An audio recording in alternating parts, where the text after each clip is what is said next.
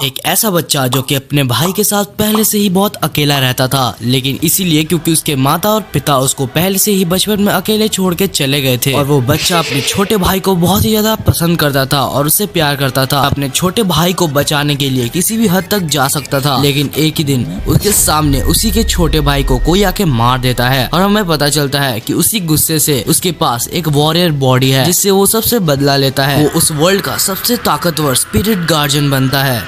तो कहानी की शुरुआत में हमें लियांग नाम के बच्चे को देखते हैं जिसका अभी अभी एक छोटा भाई पैदा हुआ है जिसका नाम शाओ था। तब हम देखते हैं कि उसके पापा जो कि यहाँ पर लियांग को सामने लाके बोलते हैं, लियांग तुम अभी बड़े हो चुके हो तो तुम्हें अपने छोटे भाई का ख्याल रखना होगा। लियांग बोलता है हाँ फादर, मैं जरूर यहाँ पर शाओ का ख्याल रखूंगा। कुछ देर बाद हम देखते हैं कि उनके फादर यहाँ पर उनके स्पिरिचुअल ट्री में दोनों का ही नाम लिख देते हैं। और अब रात हो चुकी थी जहाँ पर दोनों ही यहाँ पर कहीं पर जाने की बात कर रहे थे, जो कि लियांग यहाँ पर चुपचाप सुन रहा था। अब जब अगली सुबह यहाँ पर लियांग उठता है तो अपने माता पिता को यहाँ पर अपने पास नहीं पाता। इस समय अपने छोटे भाई शाओ को यहाँ पर लियांग ने खुद ही संभाला। बहुत दिनों तक वेट करने के बाद भी जब उनके माता पिता वापस ना आए, अगले सीन में हम देखते हैं सेंगटोंग नाम का एक बंदा लू नाम के एक बंदे को यहाँ पर रक्षसा स्ट्रीट का जनरल बना देता है, क्योंकि लियांग के फादर ही यहाँ पर रक्षसा स्ट्रीट के जनरल थे। जैसे ही लू यहाँ पर स्पिरिट गार्जियन बन जाता है तो वो सबसे पहले यहाँ पर लियांग और शाओ को पकड़ लेता है, जहाँ पर उसका स्पिरिट गार्जियन जिसका नाम यान था वो बोलता है लियांग के अंदर तो मैजिकल पावर्स है लेकिन उसके छोटे भाई शाओ के अंदर कोई भी पावर्स नहीं है। एंड ये सुनते साथ यहाँ पर लू बोलता है कि उसके छोटे भाई को ह्यूमन वर्ल्ड में छोड़ के आ जाओ और हालांकि लियांग को डेथ वर्ल्ड में ट्रेन करने के लिए भेज दो। हम देखते हैं कि लियांग को एक कमरे में बंद कर दिया जाता है और उसको भाई को ले जाया जाता है ह्यूमन वर्ल्ड। अब जब ली जा रहा होता है तो वो बहुत सारे स्पिरिट्स को मारता है और हम देखते हैं कि जब वो ह्यूमन वर्ल्ड के गेट के सामने पहुंच जाता है तभी यहाँ पर लियांग आ जाता है, जो कि आके बोलता है कि मेरे भाई को मुझे वापस दे दो। अब क्योंकि लियांग तो छोटा था तो वो जैसे जैसे शाओ को उससे पास से छुड़ा लेता है और लेके दोनों ही यहाँ पर ह्यूमन वर्ल्ड में एंटर कर जाते हैं। ली बोलता है जैसे तुम लोग को लगता है कि तुम दोनों बच जाओगे, ह्यूमन वर्ल्ड में तुम लोग भूखे मर जाओगे। हम देखते हैं इस साइड लियांग जैसे तैसे करके चोरी करके उसके लिए खाना इकट्ठा कर रहा था और वो अपने भाई को थोड़ा सा खाना खिला रहा होता है। अब जब वो लोग खा रहे होते हैं तभी वहाँ पर एक लड़का आ जाता है जिसका नाम आटा था। वो आके यहाँ पर लियांग के पास बैठ के बोलता है कि तुम लोग बहुत अच्छी जिंदगी जी सकते हो, मेरे साथ चलो। लेकिन लियांग मना कर देता है, जिस वजह से हम देखते हैं कि अट्टा यहाँ पर अपना एड्रेस कार्ड देके जाता है और बोलता है कभी भी मेरे से कांटेक्ट कर लेना। दूसरी साइड ह्यूमन वर्ल्ड में ठंडी पड़ चुकी थी जिस वजह से शाओ को ठंडी लग जाती है और यहाँ पर लियांग के पास पैसे नहीं होते कि वो उसकी इलाज करवा सके। अब उसके पास कोई भी चारा नहीं होता जिस वजह से लियांग को यहाँ पर अट्टा के पास जाना ही होता है। वो आके यहाँ पर रो के बोलता है कि प्लीज मुझे वो जगह पर ले चलो जहाँ पर तुम कह रहे थे कि मुझे खाना मिलेगा और मुझे पहनने के लिए भी कुछ मिलेगा। अब अट्टा यहाँ पर उसको एक लेडी के पास ले जाता है जहाँ पर वो उसके सारे काम कर देती है, उसको खाना भी देती है, उसको कपड़े भी देती है। लेकिन यहाँ पर लियांग बहुत ही दुखी था क्योंकि उसका भाई अभी भी ठीक नहीं हुआ था। अगले सीन में हम अट्टा को देखते हैं जो कि एक जन से बात कर रहा था। वो बात कर रहा था कि यहाँ पर मैंने लियांग को तो बेच ही दिया है लेकिन मैं शाओ को नहीं बेच पाया क्योंकि उसकी तबीयत पूरी तरीके से ठीक नहीं हुई थी। और तभी वहाँ पर लियांग आ जाता है, वो सारी बातें सुन लेता है। लियांग पूछता है कि तुमने मेरे छोटे भाई के साथ आखिर क्या किया। तब हम देखते हैं कि अट्टा बोलता है कि मैंने तो उसे कूड़ेदान में फेंक दिया। तब हम देखते हैं कुछ देर बाद उसको पकड़ के वो दोनों बहुत ही ज्यादा मारते हैं, लेकिन वो दोनों उसको इतना ज्यादा मार देते हैं कि मजबूरन में यहाँ पर लियांग का स्पिरिट समन हो जाता है और लियांग के स्पिरिट का नाम यूजिन होता है। और हम देखते हैं यूजिन यहाँ पर बहुत ही आसानी से दोनों को बहुत गंदी तरीके से मारता है। उसके बाद यहाँ पर लियांग जाता है सीधा अट्टा के पास, उसको मार के वो उससे पैसे और यहाँ पर शाओ को भी ले लेता है। अब उसके पास पैसे आ गए थे तो वो डॉक्टर के पास जाता है जहाँ पर जाके वो शाओ का इलाज करवाता है। थोड़ी देर इलाज होने के बाद अभी हम देखते हैं कि शाओ की तबीयत थोड़ी ठीक होती है। तभी हम देखते हैं कि यहाँ पर लियांग की स्पिरिट गार्जियन यूजिन जो कि उससे बात करता है। अब हम 3 साल बाद का सीन देखते हैं जहाँ पर शाओ अभी थोड़ा सा बड़ा हो चुका था, जो कि यहाँ पर एक बच्चे को बचा रहा था। लेकिन तभी हम देखते हैं पीछे से लियांग की एंट्री हो जाती है जहाँ पर वो अपने स्पिरिट गार्जियन की मदद से वो सारे गुंडों को अच्छा खासा मार देता है। हमें पता चलता है कि लियांग और शाओ आए दिन ऐसे बच्चों की मदद किया करते थे और एक जगह पर कैंप बना के वो वहाँ पर रह रहे होते हैं। हम देखते हैं कि यहाँ पर शाओ लियांग से पूछता है कि हमारी माँ कैसी थी।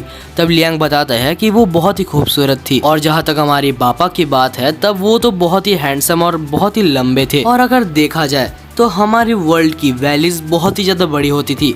तब शाओ बहुत ही खुश हो जाता है और बोलता है मुझे भी जाना है। और दूसरी तरफ लियांग का भी मूड बन जाता है कि उसे भी राक्षसा स्ट्रीट में जाना है, क्योंकि क्या पता उसके माँ बाप वापस आ गए हो। जब वो लोग राक्षसा स्ट्रीट में एंटर करते हैं तो वो लोग देखते हैं कि एक इविल स्पिरिट एक गुड स्पिरिट को मार रही होती है। हम देखते हैं कि यहाँ पर दोनों ही उसको बचाने की कोशिश करते हैं, लेकिन तभी यहाँ पर लियांग का स्पिरिट यूजिन बोलता है कि ये बहुत ही स्ट्रॉन्ग स्पिरिट है, जिस वजह से हमें इसे दूर ही रहना चाहिए। लेकिन तभी यहाँ पर शाओ उसके सामने चले जाता है और बोलता है, अबे ओए अपने टक्कर वाले से लड़। जिस वजह से वो स्पिरिट उसको उठाता है और फेंक देता है। लेकिन तभी यहाँ पर लियांग आ जाता है, उसको पकड़ के उसको एक लड़की के पास दे देता है और उसके बाद वो अपने स्पिरिट यूजिन के साथ वहां पर बहुत ही घमासान युद्ध करता है। बहुत मेहनत के बाद जहां पर वो फाइनली उस स्पिरिट को हरा देता है और वहां पर सारे गुड स्पिरिट्स बहुत ही ज्यादा खुश हो गए थे कि हमारे पुराने राक्षसा स्ट्रीट जनरल के बेटे वापस आ चुके हैं। दूसरी तरफ लू को ये सारी इंफॉर्मेशन पता चल गई होती है, जहां पर वो सारी बैड स्पिरिट्स को जाके बोल देता है कि उन दोनों को खोज के रखो। और हम देखते हैं कि यहाँ पर ये दोनों इसी साइड यहाँ पर वापस जाने का प्लानिंग कर रहे थे। तभी वहाँ पर लू आ जाता है और बोलता है कि तुमने बहुत बढ़िया काम किया यहाँ पर वापस आकर, और तुमने फाइनली अपने गार्जियन को समन करना सीख लिया है, तो तुम जरूर यहाँ पर अब डेथ वर्ल्ड में जाके ट्रेनिंग करने के लिए रेडी हो गए होगे। जहाँ पर अब इन दोनों के बीच में बैटल होती है, लेकिन यूजिन अभी इतना ताकतवर नहीं होता, जिस वजह से उस बैटल को हार जाता है। और हम देखते हैं लू उसको बहुत ही गंदी तरीके से पकड़ के उठा के बोलता है कि तुम अभी कमजोर हो, जिस वजह से तुम्हारी गार्जियन भी बहुत कमजोर है। इसके बाद लू उसको पकड़ के बोलता है कि मुझे तुम्हारे माँ बाप के बारे में कुछ पता चला है। बहुत समय पहले यहाँ पर एक मैसेज फैला था, जहाँ पर हमें पता चलता है कि एक साइकिक ने तुम्हारे माँ और बाबा को मार दिया है। ये सुन के लियांग और शाओ का दिल दुखी से भर जाता है। इसके बाद लू लियांग को रस्सी से बांध के एक जगह पर रख देता है। कुछ देर बाद यहाँ पर सैंगटोंग आ जाता है, जहाँ पर लू उसको उसके हवाले कर देता है। और हम देखते हैं कि वो यहाँ पर लियांग को लेके जा रहा था, जहाँ पर सैंगटोंग लू को बोलता है कि मेरे को नहीं पता था पिछले गार्डियन के 2 बेटे हैं। जब सैंगटोंग यहाँ पर दूसरे बेटे के बारे में लू से पूछता है तो लू बोलता है कि उसके पास कोई भी साइकिक पावर्स नहीं है, तो सैंगटोंग वहां से चला जाता है। दूसरी तरफ हम यहाँ पर शाओ को देखते हैं, जो कि यहाँ पर एक लड़की के पास था और उस लड़की ने उसको बचा लिया था। अगले साइड हम लियांग को डेथ आइलैंड में देखते हैं, जहाँ पर वो ट्रेनिंग के लिए जाता है। हम देखते हैं उधर बहुत सारे बच्चे होते हैं, जहाँ पर एक खड़ूस सा आदमी उसको बोलता है कि तुम सब अगर टीचर के टेस्ट को पास कर लो तो हो सकता है कि कोई कांस्टेबल तुम्हें एक जनरल बना दे। उसके बाद वो लोग बोलते हैं अगर तुम लोग पास नहीं हो पाते तो तुम्हारी सारी मेमोरीज बिटा के तुम्हें ह्यूमन वर्ल्ड में छोड़ दिया जाएगा। तभी हम देखते हैं लियांग भागने के लिए वहाँ पर पानी में कूद जाता है। तब टीचर बोलता है कि ये कोई ऐसा वैसा पानी नहीं है, ये पानी तब तक तुम्हें डुबाएगा जब तक तुम पूरे नीचे नहीं पहुंच जाते। जब तक तुम्हारी मौत ना हो जाए ये तुम्हें डुबाते रहेगा। इसके बाद टीचर अपनी मैजिक का यूज करता है, लियांग को बाहर निकाल लेता है। उसके बाद हम देखते हैं कुछ बच्चे यहाँ पर मिलके यहाँ पर लियांग को बहुत ज्यादा परेशान करते हैं, जिस वजह से यहाँ पर लियांग अपने स्पिरिट गार्जियन यूजिन को समन करने की कोशिश करता है, लेकिन वो नहीं कर पाता, क्योंकि ये डेड आइलैंड वैसे ही बनाया गया है जहाँ पर कोई भी अपने गार्जियन को समन नहीं कर सकता। और ये देख के वो सारे बच्चे यहाँ पर लियांग के ऊपर हंसने लगते हैं। तब वहाँ पर एक ब्लू शर्ट पहना हुआ बच्चा आता है, जिसको देख के यहाँ पर बाकी सारे बच्चे थोड़े से डर जाते हैं। और तभी वो बच्चा स्पीड की लाइट से जाता है और 3 गार्जियन को समन कर लेता है, जहाँ पर ये देख के वो सारे बच्चे डर के भाग जाते हैं। और इसके बाद वो लियांग के पास आता है, जहाँ पर वो पूछता है कि तुम यहाँ से भाग क्यों रहे हो। जहाँ पर लियांग उसे सब सच बता देता है कि उसके भाई को इन्होंने किडनैप कर लिया है, जहाँ पर उसे बचाना है। अब हम देखते हैं वो ब्लू कलर का बॉय यहाँ पर लियांग की हेल्प करने का भी सोचता है, जहाँ पर वो लियांग को उसके पीछे आने के लिए बोलता है। और हम देखते हैं कि दोनों यहाँ पर डेथ आइलैंड के ऊपर चढ़ रहे होते हैं। ऊपर चढ़ते वक्त यहाँ पर वो उसके अपने बारे में बताता है कि उसके पास एक वॉरियर बॉडी है, जिससे मैं जितने चाहूँ उतने वॉरियर्स को समन कर सकता हूँ। और हम देखते हैं अब दोनों ही यहाँ पर ऊपर पहुंच जाते हैं, जहाँ पर वो ब्लू बॉय बोलता है शायद यहाँ से अगर हम कूद जाए तो हम निकल सकते हैं। तो यहाँ पर लियांग बोलता है शायद अगर हम यहाँ से गिरे तो हम मर जाएंगे। लेकिन तब हम देखते हैं कि वो ब्लू बॉय बोलता है ये सिर्फ मेरी एक थ्योरी है कि अगर यहाँ से हम नीचे गिरे तो हम ह्यूमन वर्ल्ड में पहुंच सकते हैं। लेकिन तभी अचानक लियांग वहाँ से कूद जाता है, क्योंकि उसको अपने छोटे भाई को बचाना था और उसके पास बस एक ही ऑप्शन था। नीचे पहुंच के वो एक नदी के द्वारा यहाँ पर ह्यूमन वर्ल्ड में पहुंच जाता है। और हम देखते हैं कि वो ब्लू बॉय भी इसके पीछे पीछे वहाँ पर आ जाता है। दूसरी तरफ हम यहाँ पर लू को देखते हैं, जो कि यहाँ पर बहुत सारे स्पिरिट्स के अंदर फाइट करवाता है और सारे स्ट्रॉन्ग इविल स्पिरिट्स को अपने टीम में शामिल कर लेता है। तभी एक इविल स्पिरिट उसके ऊपर हमला कर देता है, जिसको आके उसकी स्पिरिट यान आके रोक लेती है और उसे जान से मार देती है। लेकिन तभी हम देखते हैं यान उसको बोलता है आजकल इविल स्पिरिट्स कुछ ज्यादा ही ताकतवर हो गए हैं। दूसरी तरफ हम साओ को देखते हैं, जो कि वो लड़की के साथ थी जिसने उसे बचाया था और उसका नाम वैन होता है। हम देखते हैं वहाँ के स्पिरिट्स यहाँ पर उसको शाओ के साथ रहने के लिए मना करती है, लेकिन यहाँ पर बात नहीं बनती। उसके बाद हम देखते हैं कि ये दोनों वहाँ से चले जाते हैं और इस साइड लू को पता चल चुका हुआ था कि शाओ अभी खुला घूम रहा है, जिस वजह से यहाँ पर वो कुछ स्पिरिट्स को पकड़ के जबरदस्ती पूछवाते हैं और गुड स्पिरिट्स को बताना पड़ता है कि आखिरकार शाओ कहाँ पर है, जहाँ पर लू कुछ इविल स्पिरिट्स को उनके पास भेज देता है। हम देखते हैं कि यहाँ पर वो उस लड़की को पकड़ने वाले थे, लेकिन तभी यहाँ पर शाओ सामने आ जाता है और अपने गार्जियन को समन करने की कोशिश करता है, लेकिन यहाँ पर वो स्पिरिट को समन नहीं कर पाता और हम देखते हैं कि वो सारे इविल स्पिरिट्स उसको पकड़ के मारने लगते हैं। लेकिन तभी यहाँ पर अपने बड़े भाई लियांग का एंट्री हो जाता है, जहाँ पर वो आता है और अपने स्पिरिट गार्जियन यूजिन के साथ सारे इविल स्पिरिट्स को मार भगाता है। उसके बाद वो अपने भाई को पकड़ के बोलता है, मैं तुमसे कब से मिलना चाहता था। शाओ रोते हुए यहाँ पर लियांग को बोलता है कि तुम जब नहीं थे तो इस लड़की ने ही मुझे सहारा दिया था, और हम देखते हैं कि उस लड़की के अंदर तब इविल स्पिरिट्स जागने लगते हैं और यहाँ पर लियांग और यूजिन को पता चल जाता है कि यहाँ पर वो लड़की अभी इविल स्पिरिट में कन्वर्ट हो चुकी है, जहाँ पर वो लड़की अचानक से शाओ के ऊपर हमला करना चालू कर देती है, जिस वजह से मजबूरन यहाँ पर लियांग और यूजिन को उसे मारना पड़ता है। इसके बाद हम देखते हैं कि यहाँ पर शाओ बहुत ज्यादा रो रहा होता है, लेकिन वो उनको दफना देते हैं और यहाँ पर शाओ रो रहा होता है क्योंकि उस लड़की ने उसका ध्यान रखा था। हम देखते हैं कि वो उसको चिल्लाता है और बोलता है, लियांग तुम मेरे बड़े भाई नहीं हो, तुम ऐसे कैसे कर सकते हो, तुमने उसे मार दिया, मैं तुमसे इसका बदला जरूर लेकर रहूंगा जब मैं स्ट्रॉन्ग बन जाऊंगा। इसके बाद हम देखते हैं कि लियांग कुछ बोल नहीं पाता और दोनों ही यहाँ पर ह्यूमन वर्ल्ड में ट्रेनिंग करने के लिए चले जाते हैं। दूसरी तरफ हम लू को देखते हैं जो कि यहाँ पर यान को उन दोनों के पीछे भेजने वाला था, लेकिन यान बोलता है कि यहाँ पर लियांग बस अपने छोटे भाई की वजह से आया था, अब वो यहाँ पर वापस नहीं आने वाला, जहाँ पर यहाँ पर लू भी एग्री करता है। और हम देखते हैं दूसरी साइड यहाँ पर अभी शाओ बहुत ज्यादा बड़ा हो चुका था, वो बहुत अपने भाई की तरह ही दिखता था। शाओ के पास अभी कोई स्किल्स आ चुकी थी जो कि यहाँ पर वो कुछ नाइफ या कटाना के मदद से दिखा सकता था, और दूसरी साइड यहाँ पर लियांग की स्पिरिट भी बहुत ज्यादा ताकतवर हो चुकी थी क्योंकि वो बहुत सालों से ट्रेनिंग कर रही थी। दूसरी तरफ हम लू को देखते हैं जो कि बैठ के सिर्फ पार्टी कर रहा होता है अपनी इविल स्पिरिट्स के साथ। तभी यहाँ पर उसकी गार्जियन स्पिरिट यान आ जाती है और वो बोलती है कि हमें थोड़ी सी ट्रेनिंग कर लेनी चाहिए, हम थोड़ी ताकतवर बन सकते हैं। लेकिन तब हम देखते हैं लू बोलता है कि ये पूरी रक्ससा स्ट्रीट ही मेरी है, तो कौन मुझे यहाँ पर ललकारेगा। दूसरी तरफ हम उसी ओल्ड मैन को देखते हैं जिसने मजबूरन में उस लड़के के बारे में यहाँ पर लू को बताया था। कुछ इविल स्पिरिट्स उनको मार रहे होते हैं, जहाँ पर कुछ अच्छे स्पिरिट्स उनको बचाने की कोशिश कर रहे थे लेकिन कुछ कर नहीं पा रहे थे। तभी वहाँ पर शाओ आ जाता है और अपनी पावर्स की मदद से जाके उन सारी इविल स्पिरिट्स को हरा देता है। उसके बाद वो एक इविल स्पिरिट को पकड़ता है और बोलता है, अगर तेरे अंदर दम है तो जाके लू को बता दे कि रक्ससा स्ट्रीट के असली मालिक यहाँ पर वापस आ चुके हैं। और हम देखते हैं कि जैसे ही ये बात लू को पता लगती है तभी यहाँ पर वो बहुत सारे स्पिरिट्स को उसके ऊपर छोड़ देता है, लेकिन धीरे धीरे यहाँ पर शाओ सिर्फ अपने स्किल्स की मदद से सबको हराने लगता है। इसे देखकर लू को हैरानी होती है कि इन 4 सालों में इतने जल्दी इन लोग इतने ज्यादा डेवलप कैसे हो गए, स्पेशली शाओ जहाँ पर वो बिना किसी साइकिक पावर के ही इतना ज्यादा स्ट्रॉन्ग हो गया। एंड तभी हम देखते हैं कि यहाँ पर लू अपने स्पिरिट गार्जियन यान को छोड़ देता है और तब यहाँ पर लियांग आ जाता है जो कि बोलता है कि छोटे भाई तुमने बहुत ही बढ़िया काम किया, अब जाके सीट में बैठ जाओ और पॉपकॉर्न से इसको आराम से देखो। तब यहाँ पर लू चौंक जाता है और बोलता है, क्या ये छोटा भाई था, इसका मतलब लियांग तो बहुत ज्यादा पावरफुल हो गया होगा। और तब हम देखते हैं कि यान यहाँ पर उसके ऊपर हमला कर देता है और यूजिन भी उसको रोकने के लिए आ जाता है। यान को भी पता चल जाता है कि यूजिन पहले जैसा वीक नहीं है और इसके बाद दोनों में लड़ाई होना चालू हो जाता है। हम देखते हैं कि लियांग यहाँ पर लू को बोलता है कि तुम इसको छोड़ के चले जाओ, ये तुम्हारी जगह नहीं है, जहाँ पर लू बोलता है कि तुम्हें ये बात नहीं बोलनी चाहिए क्योंकि उसने मुझे खुद सिलेक्ट किया है। और इसके बाद लियांग बोलता है, ये जगह मेरी फैमिली की है। और तभी हम देखते हैं लड़ाई में लू हार जाता है और जैसे ही लू हारता है तो यान भी हार जाता है। दूसरी साइड हम शाओ को देखते हैं उसी लड़की के कवर में, जहाँ पर वो जाके उसको फूल देता है और बोलता है, तुम्हें टेंशन लेने की जरूरत नहीं है, मैंने सब कुछ संभाल लिया है।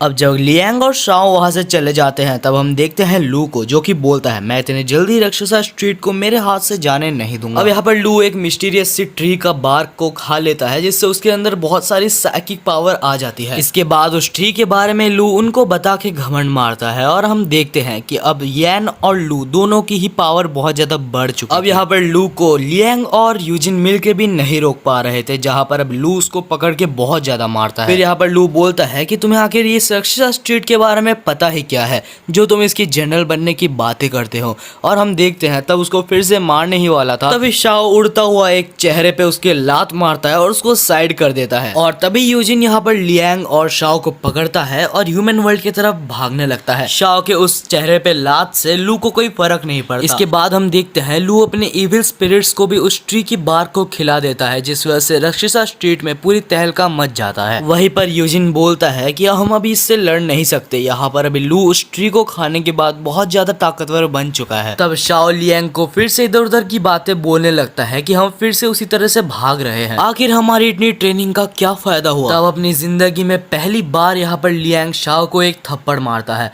और उसको ह्यूमन वर्ल्ड में फेंक देता है और बोलता है कि ये लड़ाई मेरी है, पापा ने ये रिस्पॉन्सिबिलिटी मेरे को दी। लियांग की फादर ने जो सारी बातें यहाँ पर लियांग को बोली थी वो सारी बातें उनको समझ आने लगती है। अब लियांग भी इस साइड तैयार हो जाता है कि उसको कैसे फाइट करनी है। हम देखते हैं कि वो सारे इविल स्पिरिट्स को बहुत गंदा हराता है, लेकिन यार उसके अंदर एक लिमिटेड ताकत है, जहाँ पर उसकी पावर जब खत्म हो जाती है तो अनकाउंटेबल स्पिरिट्स आके उसको पकड़ के लू के पास ले जाती है। वहाँ पर जब स्पिरिट्स यहाँ पर लू को बोलती है कि छोटे भाई यहाँ पर भाग चुके हैं, तब लू उस स्पिरिट को पकड़ के डिस्ट्रॉय कर देता है।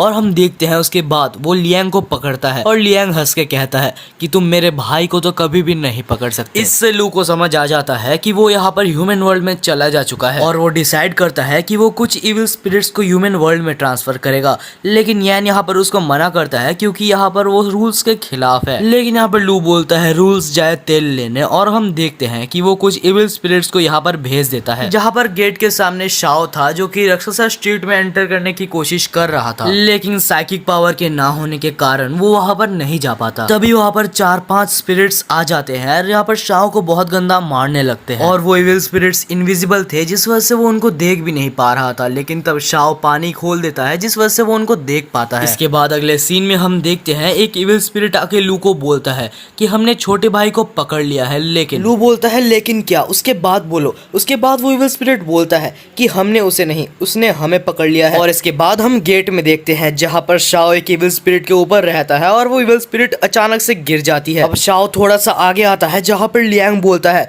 शाओ तुम यहाँ पर क्या कर रहे हो, जल्दी से यहाँ से भाग जाओ। लेकिन तब लू शाओ का मजाक उड़ाता है और अब शाओ और लू के बीच में यहाँ पर थोड़ी सी लड़ाई होती है, लेकिन कोई फर्क नहीं पड़ता। लू के पास अभी ज्यादा साइकिक पावर है जिस वजह से वो अभी यहाँ पर शाओ को पकड़ता है। मैं तुम्हारी छोटे भाई शाओ की सारी अच्छी मेमोरीज मिटा के उसके लिए सिर्फ तुम्हारी बुरी मेमोरीज रख दूं। लियांग ये सुन के बहुत ज्यादा घबरा जाता है। वो बोलता है प्लीज शाओ को जाने दो, जो तुम्हें करना है तुम मेरे साथ करो। लेकिन लू उसकी बात नहीं सुनता और वो शाओ की सारी अच्छी मेमोरीज मिटा देता है और सिर्फ बुरी मेमोरीज रखता है। जहाँ पर अब शाओ अपने ही बड़े भाई को अपना दुश्मन समझ बैठा था और वो दोनों अभी फाइट करने के लिए तैयार हो जाते हैं, जहाँ पर लियांग अब उससे लड़ते लड़ते उसको याद दिला रहा था शाओ मैं ही तुम्हारा बड़ा भाई हूँ, याद करने की कोशिश करो कि हम बचपन में कैसे एक साथ सोया करते थे। लेकिन अपने शाओ को यहाँ पर कुछ भी याद नहीं आ रहा। उन दोनों का झगड़ा रोकने के लिए यूजिन सामने जा रहा होता है, लेकिन तभी यान पीछे से बोलता है कि तुम वहां पर मत जाओ। लेकिन यूजिन वो बात नहीं मानता, जिस वजह से यहाँ पर यान को मजबूरन में वो गोली चलानी होती है। और अब यान यहाँ पर यूजिन के ऊपर इतने सारे तीर छोड़ चुका था कि वो चल नहीं पा रहा था, जहाँ पर वो बोलता है कि मैं जब तक नहीं मर जाता तब तक मैं अपनी मालिक की सेवा करता रहूंगा। दूसरी साइड हम शाओ को देखते हैं जो कि लियांग के ऊपर अभी भी हमला कर रहा था, लेकिन लियांग उसके ऊपर हमला नहीं कर सकता। अब आखिर में शाओ यहाँ पर लियांग के अंदर वो नाइफ को घुसा के उसको मारने ही वाला होता है, लेकिन तब वो सोचता है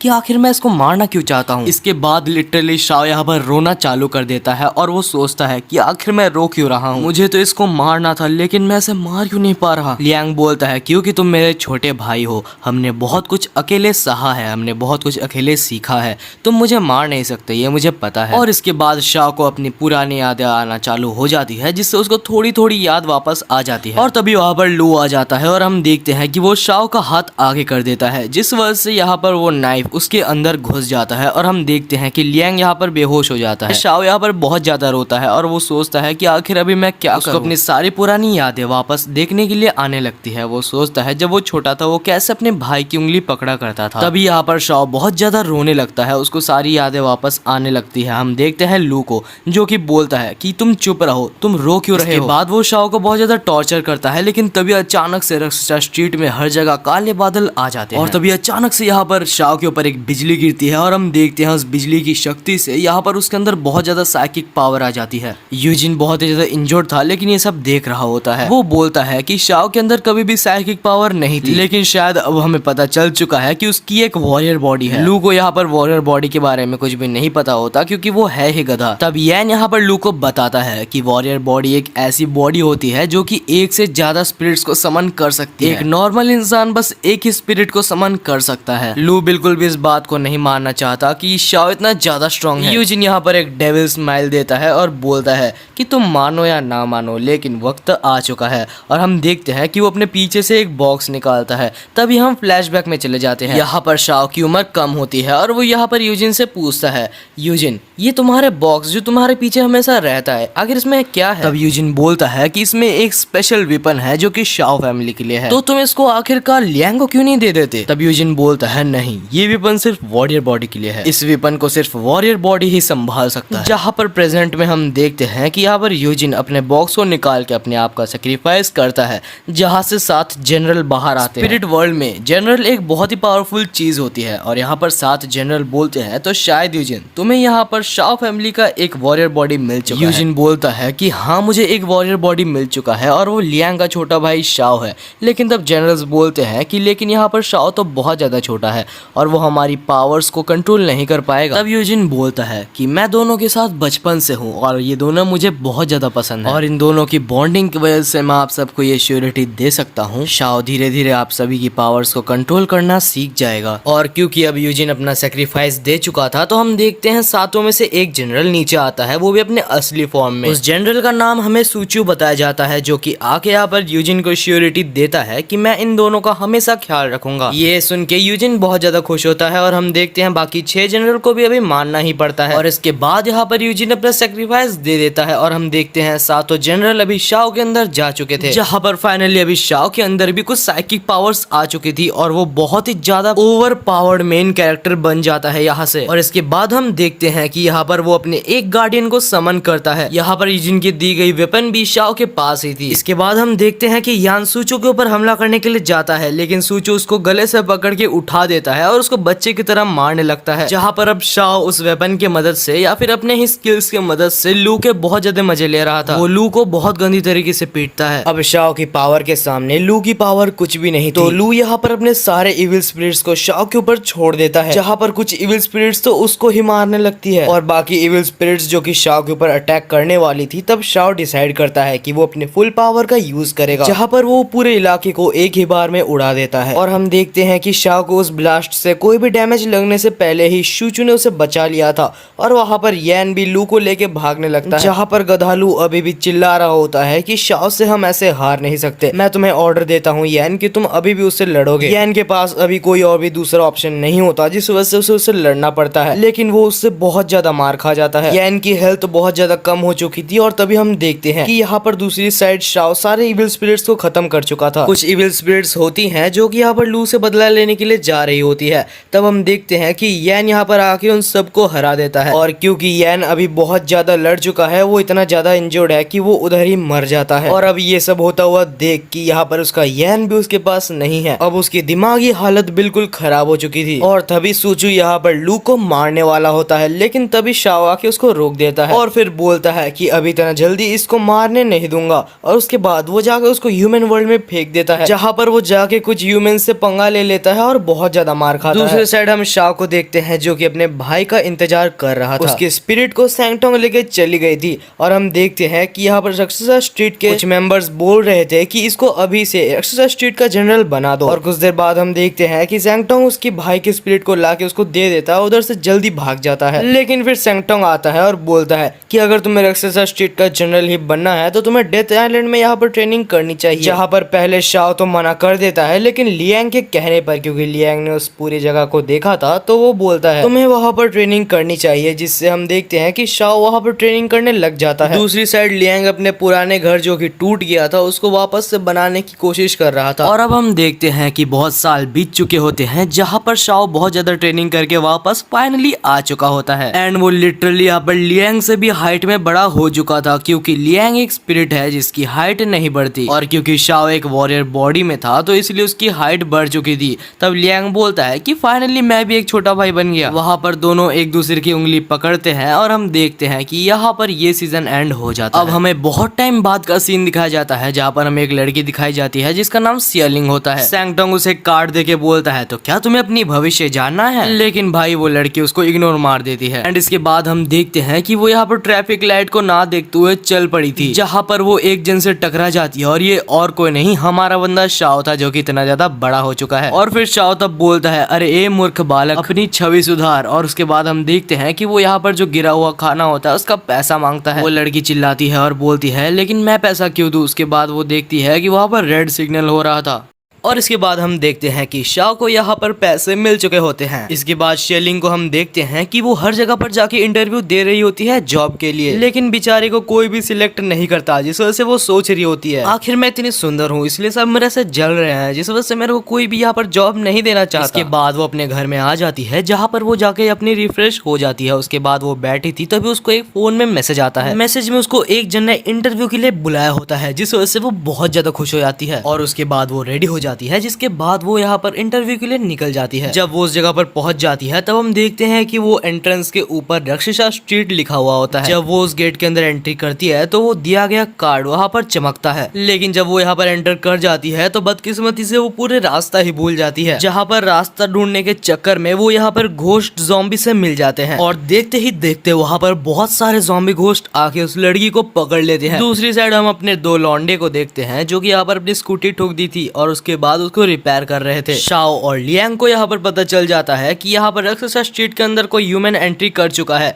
और हम देखते हैं कि वो वहां पर पहुंच जाते हैं और आराम से एक ही एरो की मदद से बहुत सारे घोस्ट्स को मार गिराते हैं। और इसके बाद हम अपने हीरो शाओ को देखते हैं जो कि यहाँ पर अपने वेपन की मदद से एक ही बार में सारे जन को मार गिराता है। दूसरी तरफ शेलिंग लियांग से बात कर रही थी और हम देखते हैं कि वो बताता है आखिर तुम यहाँ पर कैसे पहुंच गई, ये तो दूसरी दुनिया है, मतलब एक तरफ स्पिरिट वर्ल्ड और एक तरफ ह्यूमन वर्ल्ड, तुम यहाँ पर कैसे आ गई। वैसे कुछ भी हो ये मेरा भाई है शाओ जो कि यहाँ का जनरल है। उसकी आवाज को शेलिंग अचानक से पहचान जाती है, जहाँ पर ये दोनों फिर से कुत्ते बिल्ली की तरह लड़ाई करना चालू कर देते हैं। और तभी अचानक से बहुत सारे घोस्ट फिर से यहाँ पर लड़ाई करने के लिए आ जाते हैं और हम देखते हैं इस बार घोस्ट का लीडर भी आया होता है। वो आके बोलता है कि तुम मेरे को हरा नहीं सकते, तो ये ही अच्छा होगा कि तुम यहाँ से चले जाओ तो मैं तुम्हें जिंदा छोड़ दूंगा। शाओ बोलता है अरे एक और कीड़ा आ गया यार, देखते हैं चलो इसको भी। एंड इसके बाद फिर से दोनों में लड़ाई चालू हो जाती है, जहाँ पर कुछ देर बाद यहाँ पर वो घोस्ट लीडर यहाँ पर एक एनाकोंडा के साथ मिक्स हो जाता है या फिर मर्ज हो जाता है। एंड इस बार वो यहाँ पर शाओ के ऊपर भारी पड़ रहा था जो कि यहाँ पर उसको उठा के फेंक देता है। इसके बाद वो बोलता है तो अभी से मेरी रक्षसा स्ट्रीट मेरी हो चुकी है। एंड इसके बाद वो ऑर्डर देता है सारे घोस्ट्स को वो दोनों को मारने के लिए, लेकिन अपना लियांग भी थोड़ी कम है, वो फाइट करने के लिए जा ही रहा होता है। लेकिन तभी यहाँ पर शाओ उठ जाता है और बोलता है बड़े भाई अभी रुक जाओ मैं जिंदा हूँ। फिर वो उठता है और बोलता है तुम लोग यहाँ पर एनाकोंडा के साथ मर्ज हो गए, कितना भी ताकतवर हो जाओ, लेकिन जब एक ह्यूमन यहाँ पर एक स्पिरिट के साथ कॉम्बाइन होता है तो उसे हराना नामुमकिन है। इसके बाद शाओ अपने स्पिरिट सूचू को शमन कर लेता है और सूचू को देख के यहाँ पर ज़ॉम्बी लीडर की तो फट चुकी थी, जहाँ पर वो भागने लगता है, लेकिन एक ही अटैक में यहाँ पर ज़ॉम्बी लीडर और उसकी पूरी टीम मारी जाती है। फिर शाओ उठता है और बोलता है तो हाँ भाई और किसको बनना था रक्षसा स्ट्रीट का जनरल, और किसे कहते हैं भाई इस एनीमे को पूछो कभी। अब अगली सुबह हम देखते हैं शेलिंग को जो कि नींद में उठती है और बोलती है अच्छा हुआ ये एक सपना था। लेकिन तभी हम देखते हैं कि सामने शाओ और लियांग बैठा होता है, जिस वजह से वो डर जाती है और वो इसके बाद शाओ उसको बहुत ज्यादा डराने लगता है। बोलता है कि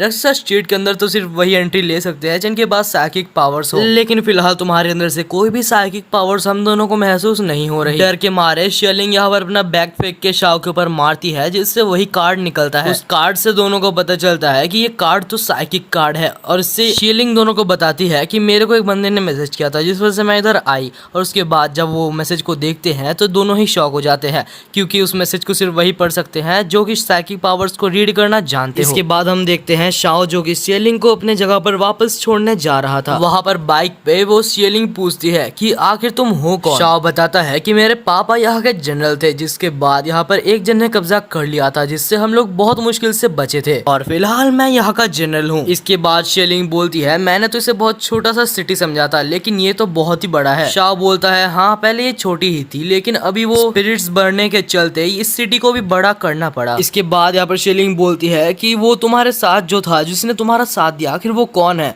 तब शाओ बोलता है जरा पीछे तो मुड़ो। पीछे हम यहाँ पर शूचू को देखते हैं जो कि अपने घोड़े पे सवार था। रास्ते में कुछ घोस्ट मिलते हैं जिनको दोनों ही उड़ा देते हैं और उसके बाद हम देखते हैं कि यहाँ पर गेट से पार होते हुए वो लोग ह्यूमन वर्ल्ड में पहुंच जाते हैं और उसको भेजने के बाद वो बोलता है कि ये काम मैंने फ्री में नहीं किया, मुझे इसके पैसे चाहिए। शियलिंग बोलती है मुझे पता ही था, तुम ऐसे ही हो, तुम चेंज नहीं हो सकते। इसके बाद वो उसे कुछ पैसे देती है और उसके बाद हम देखते हैं कि वो बोलता है कि शायद तुम्हारे अंदर भी थोड़ी सी साइकिक पावर्स है, क्योंकि सैंगटोंग नाम का बंदा सिर्फ उसे ही मैसेज करता है जिसके पास थोड़ी बहुत साइकिक पावर्स हो, ताकि वो राक्षस स्ट्रीट के नए नए जनरल्स को खोज सके। घर में आके शियलिंग यहाँ पर बहुत ज्यादा खुश होती है, सोचती है कि वो यहाँ पर अपने एक पर्सनल गार्डियन स्पिरिट को भी समन कर सकती है, जिस वजह से उसको ट्राई करने लगती है। लेकिन उस गेस्चर को ट्राई कर लेने के बाद भी उसको कोई स्पिरिट गार्जियन नहीं मिलता, जिस वजह से वो बोलती है कि नहीं मैं तो ह्यूमन वर्ल्ड में ही ठीक हूँ। और वहाँ पर अगले दिन ही उसको एक जॉब भी मिल जाती है, जिस वजह से जो सैंगटोंग ने उसको काट दिया था वो उसको खिड़की से बाहर फेंक देती है, जहाँ पर वो कार्ड सीधा एक रोबोट के सामने जाके गिरता है।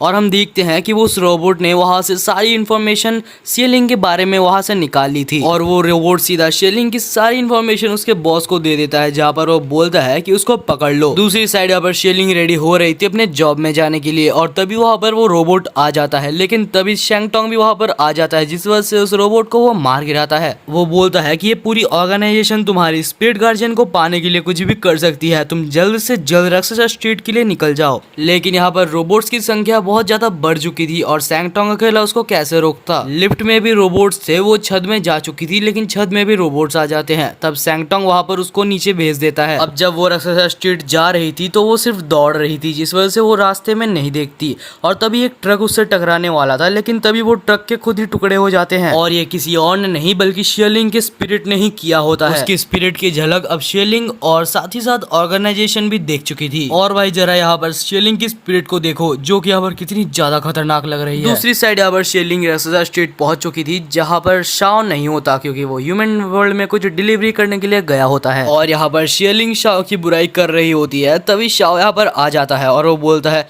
मेरे ही घर में आके मेरी ही बुराई कर रही हो। दूसरी साइड हम यहाँ पर लियांग को देखते हैं जो कि यहाँ पर शियलिंग को अपना स्पिरिट ट्री दिखा रहा होता है और वो बोलता है कि हमारी पूर्वज ट्री है, यहाँ पर हम बचपन से ही अपने विश मांगा करते हैं। यहाँ सैंगटोंग शाओ को बोल रहा था क्यों ना तुम शियलिंग को थोड़ी ट्रेनिंग दे दो, लेकिन तब शाओ बोलता है ट्रेनिंग वगैरह छोड़ो, इसको सीधा डेथलैंड में भेज दो। अरे अरे अरे एक सेकंड, मैं तो भूल ही गया, वहाँ पर बच्चों को भेजते हैं आंटियों को नहीं। तब देखते हैं कि दोनों फिर से लड़ने लगते हैं। तब सैंगटोंग बोलता है कि ह्यूमन वर्ल्ड में यहाँ पर शियलिंग बिल्कुल भी ठीक नहीं रहेगी, राक्षस स्ट्रीट में भी उसको खतरा है लेकिन थोड़ी सी कम है, तो शाओ तुम्हें उसका ख्याल रखना होगा। फिर शाओ बोलता है तो ठीक है, आज से मैं इसकी मम्मी बन गया। फिर शियलिंग बोलती है कि मेरे को सारे काम आते हैं, वैसे भी तुमसे कौन हेल्प मांग रहा है। तब हम देखते हैं कि शाओ बोलता है ऐसा है तो फिर तो मेरे लिए बहुत अच्छा हुआ अगर तुम्हें सारे काम आते हैं। नेक्स्ट सीन में हम देखते हैं शियलिंग यहाँ पर एक वेटर के ड्रेस में होती है, क्योंकि शियलिंग यहाँ पर शाओ के घर में होती है तो यहाँ पर वो उसका पूरा फायदा उठाता है। लगभग सारे काम वो उससे ही करवा रहा था और यहाँ पर लियांग को उसके ऊपर तरस आ रहा होता है, जिस वजह से वो शाओ को मना करता है। लेकिन शाओ बोलता है अरे करने दो, वैसे भी आपने देखा नहीं है ये कितना ज्यादा खाती है और वैसे भी इससे मेरा खर्चा बहुत ज्यादा बढ़ गया है। ये सुन के हम देखते हैं शियलिंग का सातवां आसमान में गुस्सा होता है। वो बोलती है कि नहीं मैं यहाँ से रेंट दे के रहूंगी। शाओ बोलता है ठीक है, फिर ये तो बहुत महंगा पड़ने वाला है, तुम्हें हर महीने के 100 येन देने होंगे। हम देखते हैं कि ये चीज तो यहाँ पर शियलिंग के लिए बहुत ज्यादा कम होती है। वो शाओ को 200 येन देती है और सारे काम करवाती है घर के। और सब कुछ कर लेने के बाद जब वो जाके बैठता है तब यहाँ पर हम देखते हैं कि लियांग शाओ को पूछता है आखिर स्पिरिट वर्ल्ड ऑर्गेनाइजेशन ने अभी तक कोई भी हमला क्यों नहीं किया। तब शाओ बोलता है तुम्हें क्या लगता है, अरे बड़े भैया वो मुझसे डर गए होंगे। अगले सीन में हम सैंगटोंग को देखते हैं जो कि यहाँ पर लियांग और शाओ के पास थे और हम देखते हैं कि सैंगटोंग अभी दोनों को बताता है शियलिंग की जो स्पिरिट है वो किसी भी मरे हुए इंसान को रिवाइव कर सकती है, इसीलिए स्पिरिट ऑर्गेनाइजेशन उसके पीछे पड़ी हुई है। और इतनी रेयर स्किल देख के यहाँ पर लियांग और शाओ दोनों ही चौंक जाते हैं। अगले सीन में हम शाओ को देखते हैं जो कि यहाँ पर शियलिंग को बाहर बुलाता है और बोलता है बहुत हो गया, तो आज से तुम्हारी ट्रेनिंग चालू होने वाली है। और शियलिंग सोच रही थी भाई ये बंदा बहुत दोगला है, ये अभी कुछ और बोल रहा था अभी कुछ और बोल रहा है। वैसे तो अपना शाओ यहाँ पर अपने ही फायदे के लिए ये सब करेगा, क्योंकि वो अपने बड़े भाई को रिवाइव करना चाहता है। जैसे कि आपको पता ही होगा कि वो मर चुका था और ये जो उसके साथ है वो सिर्फ उसकी स्पिरिट है। इसके बाद शाओ और शेलिंग मिलके बहुत सारे प्रैक्टिसेस करते हैं, जैसे कि अपने ब्रीदिंग कंट्रोल और बहुत कुछ। अब इतनी सारी ट्रेनिंग करके वो बहुत ज्यादा थक चुकी थी, जिस वजह से वो यहाँ पर आराम से कुछ देर रेस्ट कर रही थी। तब वहाँ पर लियांग भी था, जो कि बोलता है कि मेरा भाई कहीं ना कहीं ये चीज तुम्हारी भलाई के लिए भी कर रहा है। अगले सीन में हम सैंगटोंग को देखते हैं, जो कि यहाँ पर लियांग और शाओ से बात कर रहा था। वो बोलता है कि मेरे को क्रिमिनल का पता चल चुका है, और क्रिमिनल का नाम सुनने के बाद यहाँ पर दोनों ही बिल्कुल चौंक जाते हैं। अब शाओ घर में जाने से पहले बोलता है कि जिसको अपने ऊपर विश्वास नहीं वो जिंदगी में कभी कुछ नहीं कर सकता। अब रात भर शेलिंग यही सोच रही होती है कि आखिर शाओ ने उसे ऐसा क्यों कहा, और वो ये सब सोच ही रही होती है। तभी बाहर एक धमाके की आवाज आती है। बाहर लियांग और शाओ भी उस धमाके को देख रहे थे, जहां पर वो वहां पर जाने की बात करते हैं। शेलिंग भी उन दोनों के साथ जाना चाहती थी, लेकिन वो नहीं जाती क्योंकि शाओ मना कर देता है। लेकिन ये लड़की कहाँ मानने वाली थी। हम देखते हैं कि वो दोनों तो वहां पर पहुंच जाते हैं, जहां पर शेलिंग दौड़ दौड़ के ही जाने लगती है। वहां पर शाओ सबको डिफीट कर रहा होता है, जहां पर लियांग नोटिस करता है कि इस बार तो हर डायरेक्शन से ज़ॉम्बी घोस्ट आ रहे हैं। शायद स्पिरिट ऑर्गेनाइजेशन ये जानना चाहती है कि सक्सेस स्ट्रीट के सबसे वीक कॉर्नर कौन से हैं। तभी वहां पर शेलिंग भी आ पहुंचती है और वो लियांग के साथ खड़ी होती है, जहां पर लियांग बोलता है तुम आ गई। मेरे भाई को देखो जो कि कितना ज्यादा स्ट्रांग बन चुका है। तुम्हें पता है पहले ये भी बहुत ज्यादा कमजोर हुआ करता था और ना ही इसके पास कोई भी स्पिरिट थी। तब तो मुझे ही इसे बचाना पड़ता था, लेकिन उसके बाद इसने अपने ऊपर विश्वास करना चालू किया, जहां पर मुझे बचाने के लिए ये अपने जान पे खेल के आया। बस जो वो एक अपने ऊपर उसने भरोसा किया था, जिस वजह से उसे आज इतनी सारी स्पिरिट गार्जियन मिल चुकी है। साथ ही साथ लियांग यहाँ पर कुछ घोस्ट स्पिरिट्स को भी हरा रहा होता है। ये सब स्पीच सुनने के बाद शेलिंग भी यहाँ पर बहुत ज्यादा मोटिवेट हो जाती है, जिसके बाद दिन से ही वो सारी चीजें ट्राई करने लगती है और फाइनली वो एक बार अपने स्पिरिट को समन करने में थोड़ी सी सक्सेसफुल हो जाती है। जहाँ पर स्पिरिट बाहर तो नहीं आता, लेकिन वो उसको थोड़ी सी दिख जाती है, जिस वजह से शेलिंग यहाँ पर बहुत ज्यादा डर जाती है और वो वहाँ पर पीछे भाग जाती है। लियांग आके बोलता है कि डरो मत, ये तुम्हारा पहला स्टेप था। दूसरी तरफ शाओ यहाँ पर ह्यूमन वर्ल्ड में किसी को खोज रहा होता है और वो कोई और बंदा नहीं दूसरे स्ट्रीट का जनरल होता है। सैंगटोंग ने जिस क्रिमिनल के बारे में यहाँ पर दोनों को बताया है, उसी क्रिमिनल के बारे में वो हर जगह पूछता है। दूसरी तरफ वही क्रिमिनल उसको यहाँ पर अपने ऑपरेशन से देख रहा होता है और जो रोबोट यहाँ पर शाओ को देख के सारी इन्फॉर्मेशन भेज रहा था, वहाँ पर उसको शाओ ने देख लिया होता है, जिस वजह से वो यहाँ पर जाके उसके सिर से धड़ को अलग कर देता है। और भाई यहाँ पर वो उस विलेन को मारना इसलिए चाहता था क्योंकि वो विलेन वही है जिसने यहाँ पर शाओ और लियांग के माता पिता को मारा होता है। उसे उस विलेन को मार के अपने माता पिता की मौत का बदला लेना है। अब सैंगटोंग उस रोबोट में ऐसा कुछ करता है जिससे कि वो दोनों डायरेक्ट उनके बॉस से मिल जाते हैं। वहां पर उनका बॉस दोनों से कहता है तुम दोनों कितने भोले हो, तुम दोनों ने राक्षसा स्ट्रीट को ऐसे ही अकेले छोड़ के चले आए और तुम्हें लगता है मैं इस चीज का फायदा नहीं उठाऊंगा। तब यहाँ पर शाओ बोलता है तुम्हें शायद कोई गलतफहमी है, राक्षसा स्ट्रीट की बॉर्डर को तोड़ के अंदर जाना इतना आसान नहीं। तब वो बॉस बोलता है कि मुझे तो नहीं, लेकिन तुम्हें बहुत बड़ी वाली गलतफहमी हो चुकी है। दूसरी तरफ हम लियांग और शिलिंग को देखते हैं। शिलिंग बोलती है क्या ये चाल हो सकता है कि हमारे दो अच्छे फाइटर्स को राक्षसा स्ट्रीट से बाहर निकाल के यहाँ पर अटैक करने का उनका कोई प्लान हो। तभी अचानक से वहाँ पर कोई मकड़ी टाइप की घोस्ट अपीयर होके उनके ऊपर अटैक कर देती है। क्योंकि लियांग के पास यहाँ पर अपनी स्पिरिट नहीं है, लेकिन फिर भी तब के लिए वो उस मकड़ी को हरा देता है। लेकिन वो मकड़ी फिर से जिंदा हो जाती है और इस बार वो लियांग को दूर फेंक देती है। साथ ही वो अपने मकड़े के जाले से यहाँ पर शिलिंग को भी पकड़ लेती है। दूसरी साइड शाओ बैठ के बोल रहा था कि मुसीबत के वक्त पे ही यहाँ पर शिलिंग अपनी फुल पावर का यूज कर सकती है। यहाँ पर लियांग को बहुत ज्यादा गुस्सा आ रहा होता है, जिस वजह से वो उठता है और वो एक रोबोट को समन करता है, क्योंकि वो एक ऐसा रोबोट है जो कि यहाँ पर साइकिक पावर से चलता है और ये कोई भी गार्डियन नहीं है। यहाँ लियांग अपने रोबोट के साथ मर्ज हो जाता है और उसके बाद वो स्पाइडर को बहुत बुरा मारता है। बस एक ही अटैक में वो स्पाइडर पूरा खत्म हो जाता है। दूसरी साइड यहाँ पर सैंगटोंग बोलता है कि तुम भूल रहे हो राक्षसा स्ट्रीट को दो भाई कवर करते हैं, एक को भी कमजोर समझने की गलती की मतलब तुम मारे जाओगे। यहाँ पर सारी फाइट खत्म हो जाने के बाद यहाँ पर लियांग की रोबोट की हालत खराब हो चुकी थी। शेलिंग बोलती है कि क्या तुम मेरे लिए भी एक ऐसा रोबोट बना सकते हो। लियांग बोलता है रोबोट बनाने से अच्छा तुम अपने स्पिरिट को समन करना सीख लो, बेशक वो इस रोबोट से तो ज्यादा ही पावरफुल होगा। अगले दिन हम सैंगटोंग को देखते हैं और यहाँ पर साथ में सूचू को भी देखते हैं। सैंगटोंग बोलता है कि एक गार्डियन स्पिरिट सिर्फ लड़ाई में नहीं तुम्हारी हर बात मानेगा। और इसके बाद वो बोलती है लेकिन मैं जब भी अपने गार्डियन स्पिरिट को समन करने की कोशिश करती हूँ तो उसके अपीयरेंस से मेरी तो यहाँ पर फट जाती है। मगर क्यों?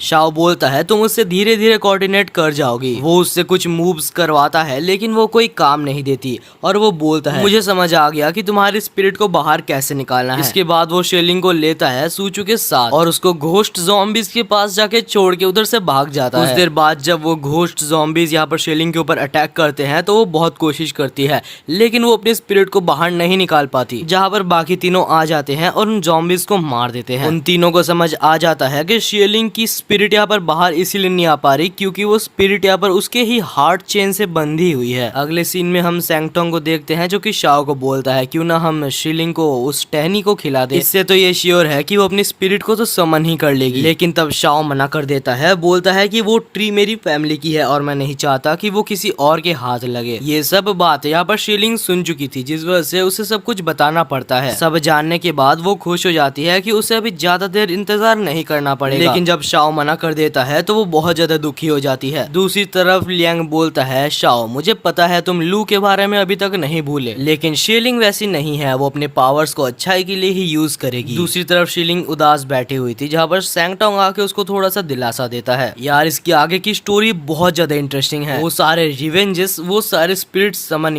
कुछ देर बाद जब वहाँ पर सैंगटोंग चला जाता है तो वो पेड़ के पास जाती है, जहाँ जैसे ही वो उस पेड़ को देखती है तो शाओ का चेहरा उसके सामने आ जाता है जो कि बोलता है कि तुम हमेशा एक आसान रास्ता खोजने की कोशिश करती हो लेकिन उनके बारे में सोचो जो कि मेहनत करते हैं। तब यहाँ पर शेलिंग सोचती है कि तुम्हें क्या पता शाओ, मैंने 2 महीने कितनी कड़ी ट्रेनिंग की थी। ये कहने के बाद वो पेड़ के ऊपर चढ़ने लगती है ताकि उसके ब्रांच को वो खा सके, लेकिन जब वो पेड़ के ऊपर चढ़ रही थी तो उसको सारे वो ख्याल वापस आते हैं जब वो शाओ और लियांग के साथ मिलकर ट्रेनिंग किया करते थे। फिर वो नीचे उतर जाती है और बोलती है एक दिन ऐसा जरूर आएगा कि मैं इस ट्री के बिना मदद से अपने पावर्स को अनलॉक कर सकती हूँ। और भैया यही पर ट्विस्ट आता है जहाँ पर शाओ उसको देख रहा होता है और वो चुपचाप मुस्कुराता है और बोलता है अच्छा हुआ तुमने सही डिसीजन लिया। और अचानक तभी रसेसा स्ट्रीट के पूरे आसमान में बादल छा जाते हैं। सैंगटोंग देख के बोलता है मुझे लगा नहीं था कि मुझे तुम्हें इतनी जल्दी देखना पड़ेगा। लियांग और शाओ भी आगे जाते हैं जहाँ पर हम आसमान में एक पोर्टल को खुलता हुआ देखते हैं जहाँ से स्पिरिट ऑर्गेनाइजेशन का बॉस और बहुत सारे रोबोट्स निकलते हैं। जैसे कि आपको पता है उनका मेन टारगेट शेलिंग है। दूसरी तरफ शाओ यहाँ पर सोच रहा था ये सब क्या हो रहा है, खैर मेरे को फर्क नहीं पड़ता, और वो अपने स्पिरिट गार्जियन सूचू को समन करके सबसे लड़ने के लिए निकल जाता है जहाँ पर वो सारे रोबोट्स को हरा रहा था। और हम देखते हैं रोबोट्स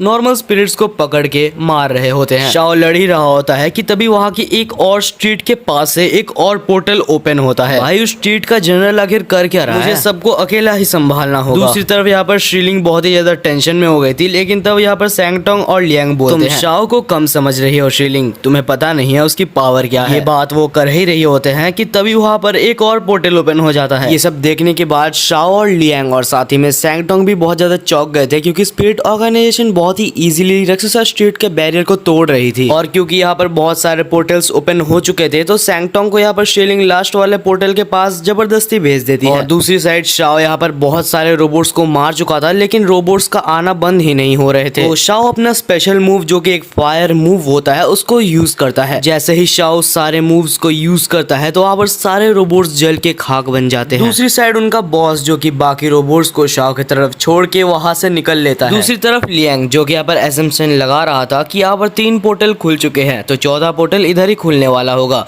और उसके बाद वो अपने गार्डियन स्पिरिट को समन कर लेता है जो कि रोबोट टैंक था। और लियांग ने जैसा सोचा था वैसा ही होता है क्योंकि उसके पास एक फिर से पोर्टल खुल जाता है, और जैसे ही पोर्टल खुलता है तभी वो अपने सबसे खतरनाक अटैक बियर फ्लावर का यूज करते हुए पोर्टल के ऊपर हमला करता है, जिससे कि यहाँ पर रोबोट्स बाहर आने से पहले ही डिस्ट्रॉय हो जाते हैं। लियांग यहाँ पर अपना काम खत्म करता ही है कि शाओ भी वहाँ पर सारे रोबोट्स को खत्म कर चुका था। और हम देखते हैं शेलिंग को जो कि खड़े होकर सोच रही थी मेरे पास तो गार्डियन स्पिरिट भी है लेकिन मैं शाओ और लियांग की हेल्प नहीं कर पा रही। तभी वहाँ पर शाओ आ जाता है और बोलता है बिल्कुल सही, तुम कोई काम की नहीं हो, ट्रेनिंग करने में तो तुम्हें आलस आता ही है और अब तुम अपने गार्डियन स्पिरिट को भी समन नहीं कर पा रही। इसके बाद शाओ शेलिंग को आंटी बोल देता है जिसके वजह से ये दोनों फिर से झगड़ने लगते हैं। मेरे को नहीं लगता यार इन दोनों का कुछ हो सकता है। तभी सैंगटोंग यहाँ पर आ जाता है और बोलता है कि तुम लोग लड़ाई करना बंद करो। दोनों ही चिल्लाते हैं तुम बीच में मत पड़ो। सैंगटोंग बोलता है कि मेरे को चेकिंग के लिए एक पोर्टल में जाना पड़ेगा, जहाँ पर वो एक पोर्टल पे एंट्री कर लेता है, लेकिन तभी तीनों पोर्टल से बहुत सारे लाइट निकलने लगते सकते हैं। और वो लाइट एक जगह पर आके शिवलिंग के ऊपर गिरने वाली थी, लेकिन शाओ उसको जैसे तैसे करके बचा लेता है। हम देखते हैं जैसे ही वो लाइट हटती है तो वहाँ पर एक बहुत ही ज्यादा बड़ा मॉन्स्टर आ जाता है। लियांग बोलता है असली लड़ाई तो यहाँ से शुरू होने वाली है, लेकिन शाओ बोलता है कि मेरे को फर्क नहीं पड़ता, ये काम भी जरूर यहाँ पर स्पिरिट ऑर्गेनाइजेशन के बॉस का ही होगा, क्योंकि कोई भी मॉन्स्टर यहाँ पर एक्सेसर स्टेट में ऐसे ही नहीं घुस सकता। दूसरी तरफ वो मॉन्स्टर नॉर्मल स्पिरिट्स को हमला कर रहा था और वो एक लड़की को मारने ही वाला होता है, लेकिन तभी यहाँ पर शाओ की एंट्री हो जाती है और वो जाके उसको बचा लेता है। जब वो उस लड़की को देखता है तो बचपन में जिस लड़की ने यहाँ पर शाओ को बचाया था, शाओ को उसकी याद आने लगती है। उसके बाद वो बोलता है तुम्हारे लिए मुझे उसको हराना ही होगा, और उसके बाद वो मॉन्स्टर के साथ सूचू को भी लेके एक पोर्टल में चले जाता है, क्योंकि रेक्सस स्टेट में वो मॉन्स्टर के साथ फाइट उतना ज्यादा अच्छे से नहीं कर सकता। दूसरी साइड एक एरो आके यहाँ पर शिलिंग को लगने ही वाली होती है कि लियांग उसको प्रोटेक्ट कर लेता है। ये किसी और का नहीं, स्पिरिट ऑर्गेनाइजेशन के बॉस का ही अटैक होता है। ऑर्गेनाइजेशन का बॉस आके बोलता है कि शिलिंग इधर ही है, लेकिन मेरे को उसमें बिल्कुल भी यहाँ पर स्पिरिट की शक्ति महसूस नहीं हो रही, और रेक्सस स्टेट में आने के लिए तो वाकई में मुझे बहुत मेहनत करनी पड़ी। सिर्फ रेक्सस स्टेट की बॉर्डर इतनी ज्यादा मजबूत है, इसलिए मेरे को बाकी सारे स्टेट्स के जनरल को यहाँ पर मारना पड़ा। लियांग कहता है क्या तुमने सारे जनरल्स को मार दिया? ऐसा तो हो नहीं सकता। और हाँ, ये यहाँ पर झूठ ही बोल रहा होता है, क्योंकि उसने बस उनको बेहोश या फिर बहुत बुरी तरीके से मारा ही होता है। लियांग बोलता है तुम चाहे जहाँ पर भी हो, लेकिन शिलिंग अभी रेक्सस स्टेट में है और ये मेरी ड्यूटी है कि इसको कुछ भी ना हो। दूसरी तरफ हम कांस्टेबल्स को देखते हैं जो कि बोलता है कि क्या हमें अंदर जाना चाहिए? मेरे ख्याल से अगर हम अंदर ना जाए तो वही अच्छा होगा, ये सब तो सैंगटोंग ही संभाल सकता है। उसके रिप्लाई में एक फीमेल कांस्टेबल बोलती है तुम उस सैंगटोंग की बात कर रहे हो जिसका अभी 3 महीने से कोई अता पता नहीं। दूसरी तरफ रेक्सस स्ट्रीट के दूसरी स्ट्रीट में यहाँ पर सैंगटोंग अपने जनरल के पास जाता है, जिसकी हालत बहुत ज्यादा बुरी वो जनरल यहाँ पर सैंगटोंग को बाकी सारे बातों के बारे में बताता है, और ये भी बताता है कि कैसे स्पिरिट ऑर्गेनाइजेशन के बॉस आके रेक्सस स्ट्रीट का पोर्टल खोल के चला गया। जनरल ये भी बोलता है कि कांस्टेबल्स को इसके बारे में इन्फॉर्म करना जरूरी है, लेकिन यहाँ पर सैंगटोंग बोलता है फिलहाल मेरे पास इससे भी बहुत जरूरी काम है। दूसरी तरफ हम यहाँ पर शाओ और सूचू साथ ही में उस मॉन्स्टर को देखते हैं। हमें पता चलता है कि उस मॉन्स्टर के पास एक हीलिंग एबिलिटी होती है। ये दोनों जितना भी हमला कर ले मॉन्स्टर को कोई फर्क नहीं पड़ रहा था। दूसरी तरफ लियांग को देखते हैं जो कि अपने रोबोट के साथ था, और उसकी रोबोट की हालत कुछ खास नहीं थी। इसका एक ही मतलब निकलता है कि बॉस यहाँ पर काफी पावरफुल है। शिलिंग को लियांग बोलता है कि तुम अभी के लिए जल्दी से वहां पर जाके छुप जाओ। दूसरी तरफ हम शाओ और सूचू को देखते हैं जो कि बोलते हैं कि ये मॉन्स्टर बड़ा ही अजीब है, हमने हर जगह से हमला करके देख लिया, लेकिन हमें ये हर बार पहचान लेता है। सूचू बोलता है कि क्या कर सकते हैं, मॉन्स्टर होने के बावजूद भी ये एक डॉग ही है, सूंघने की शक्ति तो उसकी अच्छी होनी ही थी। लेकिन शाओ बोलता है सूचू अच्छे से देखो ये जगह को मैंने क्यों चूज किया है। हम देखते हैं कि वहाँ पर बहुत सारे पोर्टल्स होते हैं जहाँ से वो अलग अलग स्ट्रीट्स में भी जा सकते थे। दोनों ही समझ जाते हैं कि आखिर उनको क्या करना है। सूचू एक दूसरे पोर्टल पे चले जाता है जहाँ पर शाओ उसको थोड़ा सा हमला करके एक दूसरे पोर्टल पे चला जाता है। बेसिकली इनकी स्ट्रेटेजी ये थी कि वो उस मॉन्स्टर को दूसरे स्ट्रीट में ले जाकर मारेंगे, लेकिन दोनों उस मॉन्स्टर को जितना भी मार ले वो रिकवर तो होना ही था। जिस वजह से हमारे शाओ को ये समझ आ जाता है कि ये मॉन्स्टर किसी का गार्डियन स्पिरिट है। तब शाओ सूचू को बोलता है जब तक हम इस गार्डियन स्पिरिट के ओनर को ना मार देते तब तक ये हील होता ही रहेगा। दूसरी तरफ लियांग जो कि बॉस से लड़ाई कर रहा होता है और उसके स्पिरिट की भी यहाँ पर पूरी बैंड बज चुकी होती है। बॉस के पावर के सामने लियांग की पावर अभी थोड़ी सी कमजोर पड़ने लगी थी। जहाँ पर शिलिंग सोच रही होती है तो क्या मुझे उस पेड़ की टहनी को खा लेना चाहिए? अरे नहीं, मैं ऐसे कैसे उस टहनी को खा सकती हूँ, मैंने यहाँ पर शाओ से वादा किया है और मैं खुद ही ये सब करना चाहती हूँ। लेकिन तभी लियांग यहाँ पर उसके सामने आके गिरता है और वो बोलता है शिलिंग जल्दी से उस बड़ी पेड़ की टहनी को खा लो, क्योंकि लियांग यहाँ पर अकेले बॉस का सामना नहीं कर पा रहा था, और अगर यहाँ पर वो टहनी ना खाती तो कुछ भी हो सकता था। सिर्फ लियांग को बचाने के लिए वो टहनी खाने के लिए चली जाती है, लेकिन वो पेड़ के पास जाके बोलती है प्लीज लियांग तुम शाओ को ये बता देना कि मैं तुम्हारे कहने पर ही ये कर रही हूँ। और उसके बाद वो बड़ी पेड़ की टहनी को खा लेती है, जिसके बाद उसके अंदर इतना ज्यादा साइकिक पावर आ जाता है जिससे वहां पर बहुत बड़ा तूफान आ जाता है, जिससे कि सब जाके एक जगह पर गिर जाते हैं। और शिलिंग बोलती है तो लियांग क्या मैं इसे कर पाई? तब लियांग बोलता है हाँ शिलिंग तुम्हारा स्पिरिट बाहर आ चुका है।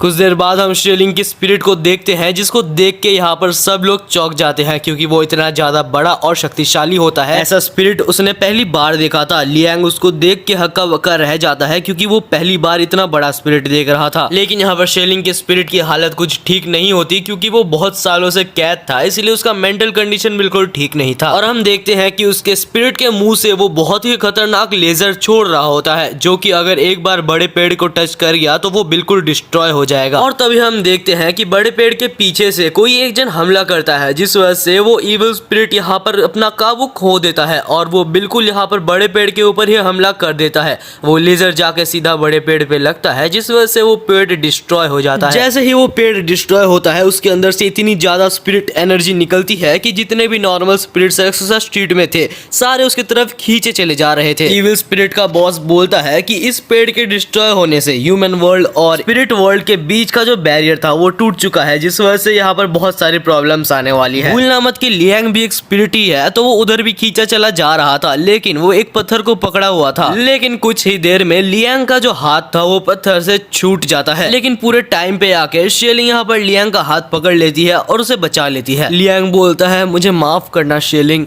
मैंने तुम्हें कभी नहीं बताया कि मैं एक स्पिरिट हूँ। लेकिन शेलिंग बोलती है, मुझे इससे फर्क नहीं पड़ता, फिलहाल ये सोचो कि शाओ अभी तक यहाँ पर क्यों नहीं आया। दूसरी तरफ शाओ एक बहुत ही बड़ा हमला मॉन्स्टर के ऊपर करता है, जिस वजह से वो एक पोर्टल पे जाके बंद हो जाता है और वो उसके बाद अपने रक्ससा स्ट्रीट में जाने के लिए बहुत सारे पोर्टल्स में जाता है। लेकिन जब वो देखता है कि वहाँ पर बहुत सारे अचानक से पोर्टल्स खुलने लगते हैं, जिससे कि शाओ भी समझ जाता है कि यहाँ पर रक्ससा स्ट्रीट का बैरियर टूट चुका है। उसके बाद वो एक पोर्टल में जाता है और वहाँ पर एक रूम में जाता है। जब वो उस रूम में एंट्री लेता है तो उसे सामने सैंगटोंग दिखता है। जब वो सैंगटोंग को टच करता है तो वो नीचे गिर जाता है और सैंगटोंग यहाँ पर मारा जा चुका था। सैंगटोंग ने मरने से पहले अपने खून से एक मैसेज लिख के गया था, जहाँ पर उसने बताया था कि स्पिरिट ऑर्गेनाइजेशन के बॉस के अलावा भी एक टीम है जो कि रक्ससा स्ट्रीट को कवर करने की कोशिश करेगी। वो टीम भी रक्ससा स्ट्रीट में अपना कब्जा करना चाहती है। यार सैंगटोंग के लिए एक लाइक और एक कमेंट तो जरूर से कर ही देना भाई। इसके बाद शाओ रक्ससा स्ट्रीट के लिए निकल जाता है, जहाँ पर वो एक पोर्टल से जाता है और दूसरी साइड हम देखते हैं वो बॉस शेलिंग को गिराने की कोशिश कर रही थी, लेकिन यहाँ पर शेलिंग उसी का बाल पकड़ के लियांग को बचा लेती है। इसके बाद बॉस अपने मैजिक पावर का यूज करता है, जिस वजह से शेलिंग का हाथ लियांग के हाथ से छूट जाता है। लेकिन तब शाओ के बोलता है, फिर से मैं तुम्हें मरने नहीं दे सकता मेरे भाई, और वो लियांग को तो बचा लेता है। लेकिन तभी बॉस यहाँ पर अपने स्पिरिट गार्जियन को बुला लेता है, जो कि वही मॉन्स्टर होता है जिसके साथ शाओ अभी तक लड़ रहा था। वो उसके साथ कंबाइन हो जाता है, जिस वजह से वो बहुत ही ज्यादा स्ट्रांग हो जाता है और उसके बाद वो यहाँ पर शेलिंग के स्पिरिट के ऊपर हमला करता है, जिस वजह से उसकी स्पिरिट यहाँ पर लियांग के ऊपर हमला करने वाली थी, लेकिन सूचू उसको बचा लेता है और लियांग सूचू को यहाँ पर शेलिंग की स्पिरिट को संभालने भेज देता है, जहाँ पर वो अपने सेकंड स्पिरिट को समन कर लेता है। लियांग के सेकंड स्पिरिट का नाम डियांग होता है और उसको देख के यहाँ पर बॉस की फट जाती है, क्योंकि उसको अभी समझ आ रहा है कि लियांग का एक वॉरियर बॉडी है और एक वॉरियर बॉडी एक से ज्यादा स्पिरिट्स को समन कर सकता है।